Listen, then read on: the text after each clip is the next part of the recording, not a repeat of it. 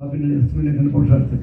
ছোটকাল থেকে যার গান শুনে শুনে আমি রজনীগন্ধা ফুলের মতো গন্ধ ফিরে যাই, বা এই মন তোমাকে দিলাম, এই যে নানান ধরনের সাবিনা ইয়াসমিনের কণ্ঠ, আমার তো মনে হয় যে আমাদের পার্শ্ববর্তী দেশে শিল্প সংস্কৃতির দিক দিয়ে তারা অনেক সংগীতন নিঃসন্দেহে, কিন্তু আমাদের বাংলাদেশে যাদের নাম একটু আগে উল্লেখ করলাম, যারা সামনে বসা আছেন বা নতুন প্রজন্মের শিল্পী, তারা কোনো অংশেই আমাদের এই শিল্পীরা, আমাদের নাট্যকাররা, আমাদের নাট্যশিল্পীরা, আমাদের চলচ্চিত্রে সেই রাজ্জাক, সাবিনা ইয়াসমিন, কোহলি, তারপরে এরা কোনো পরিস্থিতিতেই মানে পৃথিবীর অন্য কোনো দেশ থেকে এরা পিছিয়ে ছিল না।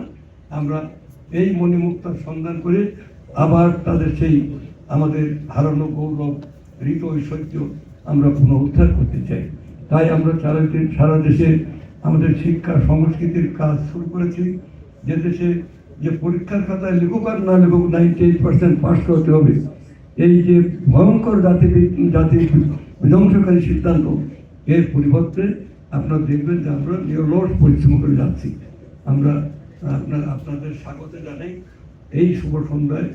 আমি এই এক ঝাঁক মণিমুক্তার সামনে, বরণ্য শিল্পীদের সামনে আমি অবনত মস্তকে আপনাদেরকে মানে স্বাগত জানাই। আপনারা এগিয়ে যান, আমরা আছি, আমাদের সরকার আছে আপনাদের সাথে, এই বলে আমার